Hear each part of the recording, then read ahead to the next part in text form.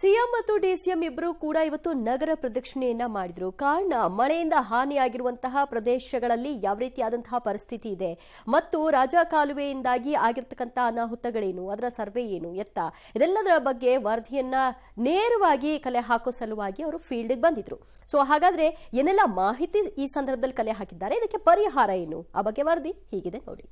CM DCM city rounds, ಮಳೆ ಹಾನಿ ಪ್ರದೇಶಗಳಿಗೆ ಭೇಟಿ, ರಾಜಕಾಲುವೆ ಕಾಮಗಾರಿ ವೀಕ್ಷಣೆ, ಶಾಶ್ವತ ಪರಿಹಾರಕ್ಕೆ ಖಡಕ್ ಸೂಚನೆ. ಪ್ರತಿ ಬಾರಿ ಮಳೆ ಬಂದಾಗಲೂ ಸಿಲಿಕಾನ್ ಸಿಟಿ ಬೆಂಗಳೂರಲ್ಲಿ ಅವಾಂತರಗಳ ಸರಮಾಲೆಯೇ ಸೃಷ್ಟಿಯಾಗತ್ತೆ. ಅಧಿಕಾರಿಗಳ ಗಮನಕ್ಕೆ ತಂದರೂ ನಮ್ಮ ಸಮಸ್ಯೆಗೆ ಪರಿಹಾರ ಇಲ್ಲ ಅಂತ ಸಾರ್ವಜನಿಕರು ಆಕ್ರೋಶವನ್ನ ವ್ಯಕ್ತಪಡಿಸ್ತಾ ಇದ್ರು. ಈ ಬೆನ್ನಲ್ಲೇ ಇವತ್ತು ಇಡೀ ದಿನ ಸಿಎಂ ಹಾಗೂ ಡಿಸಿಎಂ ನಗರ ಪ್ರದಕ್ಷಿಣೆಯನ್ನ ಹಾಕಿದ್ರು.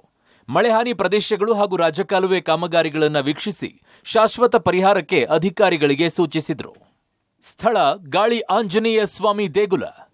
ಗಾಳಿ ಆಂಜನೇಯ ಸ್ವಾಮಿ ದೇವಸ್ಥಾನದ ಬಳಿಯ ರಾಜಕಾಲುವೆ ಹೂಳೆತ್ತುವ ಕಾರ್ಯವನ್ನ ಬಿಬಿಎಂಪಿ ಮಾಡ್ತಾ ಇದೆ. ಮೊದಲು ಈ ಸ್ಥಳಕ್ಕೆ ಭೇಟಿ ಕೊಟ್ಟ ಮುಖ್ಯಮಂತ್ರಿ ಮತ್ತು ಉಪಮುಖ್ಯಮಂತ್ರಿಗಳು ಪ್ರವಾಹ ಆಗದಂತೆ ಸಮಾನಾಂತರವಾಗಿ ಇನ್ನೊಂದು ಕಾಲುವೆ ನಿರ್ಮಾಣ ಮಾಡಿ ಶಾಶ್ವತ ಪರಿಹಾರ ಮಾಡಿ ಅಂತ ಬಿಬಿಎಂಪಿ ಅಧಿಕಾರಿಗಳಿಗೆ ಸೂಚಿಸಿದ್ರು.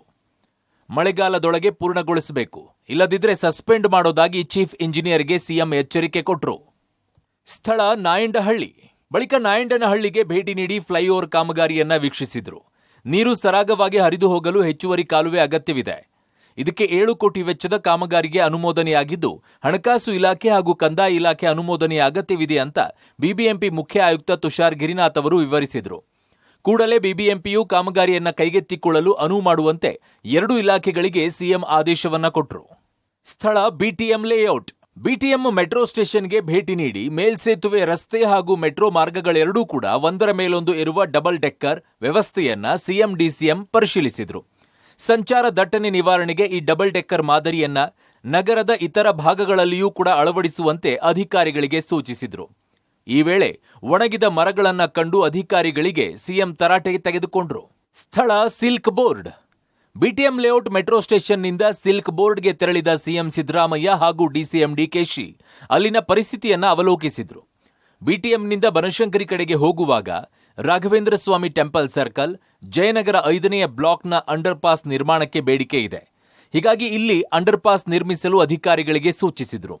ಇನ್ನು ಕೋಡಿ ಚಿಕ್ಕನಹಳ್ಳಿಯಲ್ಲಿ ಪ್ರವಾಹ ನಿಯಂತ್ರಣಕ್ಕೆ ಜಾಕ್ವೆಲ್ ಮೂಲಕ ರಾಜಕಾಲುವೆಯಿಂದ ಹೊರಬರುವ ನೀರನ್ನ ಪಂಪ್ ಮಾಡಿ ಮಡಿವಾಳ ಕೆರೆಗೆ ಹರಿಸಲು ಸೂಚಿಸಿದ್ರು. 4.3 ಕೋಟಿ ವೆಚ್ಚದ ಈ ಕಾಮಗಾರಿಯನ್ನ ಬೇಗನೆ ಪ್ರಾರಂಭಿಸಲು ಸೂಚಿಸಿದ್ರು. ಯಲಹಂಕದಲ್ಲಿ ಸುಮಾರು 20 ಮನೆಗಳಿಗೆ ನೀರು ಮನೆಯೊಳಗಡೆ ನುಗ್ಗಿತ್ತು ಅಂತೇಳಿ ವರದಿಯಾಗಿತ್ತು. ಕೂಡಲೇ ಡಿ.ಕೆ. ಶಿವಕುಮಾರ್ ಅವ್ರಿಗೆ ಮಾತಾಡಿದ್ದೆ ನಾನು. ಡಿ.ಕೆ. ಶಿವಕುಮಾರ್ ಅದಕ್ಕೆ ಆ ಸ್ಥಳಕ್ಕೆ ಭೇಟಿ ಕೊಟ್ಟು ಆಮೇಲೆ ಫಾರೆಸ್ಟ್ ಮಿನಿಸ್ಟರ್ ಜೊತೆಲೂ ಕೂಡ ಮಾತಾಡಿದೆ. ಯಾಕಂದರೆ ಅಲ್ಲಿ ಒಂದು ಕೆರೆ ಇದೆ. ಆ ಕೆರೆಗೆ ನೀರು ಹೋಗಕ್ಕೆ ಮಾಡಬೇಕಾದ್ರೆ ಫಾರೆಸ್ಟ್ ಅಡ್ಡ ಬರ್ತದೆ. ಆ ಫಾರೆಸ್ಟ್ನವರು BBMP ಅವರಿಗೆ ಮಾಡಲಿಕ್ಕೆ, ನೀರು ಹೋಗಲಿಕ್ಕೆ ಮಾಡಲಿಕ್ಕೆ ಅವಕಾಶವನ್ನು ಕೊಟ್ಟಿರಲಿಲ್ಲ. ನಾನು ಫಾರೆಸ್ಟ್ ಮಿನಿಸ್ಟರ್ ಮಾತಾಡಿ, ಫಾರೆಸ್ಟ್ ಅಧಿಕಾರಿಗಳಿಗೆ ಮಾತಾಡಿ ಈಗ ಆ ಸಮಸ್ಯೆ ಬಗೆಹರಿದಿದೆ. ಒಟ್ಟಾರೆ ಇವತ್ತು ಸಿಎಂ ಮತ್ತು ಡಿಸಿಎಂ ನಗರ ಪ್ರದಕ್ಷಿಣೆ ಮಾಡಿ ಹಲವು ಕಾಮಗಾರಿಗಳನ್ನು ತ್ವರಿತವಾಗಿ ಮುಗಿಸುವಂತೆ ಅಧಿಕಾರಿಗಳಿಗೆ ಸೂಚಿಸಿದ್ದಾರೆ. ಸಿಎಂ ಸೂಚನೆ ಬಳಿಕವೂ ಅಧಿಕಾರಿಗಳು ಪ್ರವಾಹ ಸೃಷ್ಟಿಯಾಗದಂತೆ ಏನೆಲ್ಲ ಕ್ರಮ ವಹಿಸುತ್ತಾರೆ ಕಾದ್ ನೋಡಬೇಕಿದೆ. ಸುಕೇಶ್ ಜೊತೆಗೆ ಲೋಕೇಶ್, ಪಬ್ಲಿಕ್ ಟಿವಿ, ಬೆಂಗಳೂರು.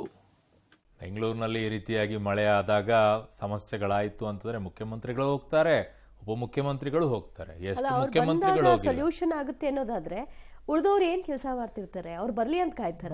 ಹಿಂಗಾಗಿದೆ ಅಂತಂದ್ರೆ ನಾನೊಂದು ಹೋಗಿ ವಿಸಿಟ್ ಕೊಟ್ಟು ಬಂದಿದ್ದೀನಪ್ಪ, ಹೋಗಿದ್ ತಪ್ಪು ಅಂತ ಹೇಳ್ತಾ ಇಲ್ಲ, ಹೋಗಬೇಕು ಇಲ್ಲ ಅಂತಲ್ಲ. ಬಟ್ ಎಲ್ಲಾ ಮುಖ್ಯಮಂತ್ರಿಗಳಿದ್ದಾಗಲೂ ಈಗ ಒಂದು ರೌಂಡ್ ಹಾಕೊಂಡು ಬರ್ತಾರೆ. ಬಟ್ ಅದಕ್ಕೆ ಫೈನಲಿ ಸೊಲ್ಯೂಷನ್ ಇರೋದಿಲ್ಲ. ಆಯ್ತು, ಈಗ ಜಿಲ್ಲೆಗಳಲ್ಲೆಲ್ಲ ಸಮಸ್ಯೆಗಳಾಗ್ತದೆ. ಎಷ್ಟು ಜನ ಜಿಲ್ಲಾ ಉಸ್ತುವಾರಿಗಳು ಹೋಗ್ತಾ ಇದ್ದಾರೆ? ಮುಖ್ಯಮಂತ್ರಿಗಳು ಉಪಮುಖ್ಯಮಂತ್ರಿಗಳು ಹೋಗಿ ಬಂದ್ಬಿಟ್ರು. ಜಿಲ್ಲಾ ಉಸ್ತುವಾರಿಗಳು ಹೋದ್ರಾ? ಒಂದಾದ್ರು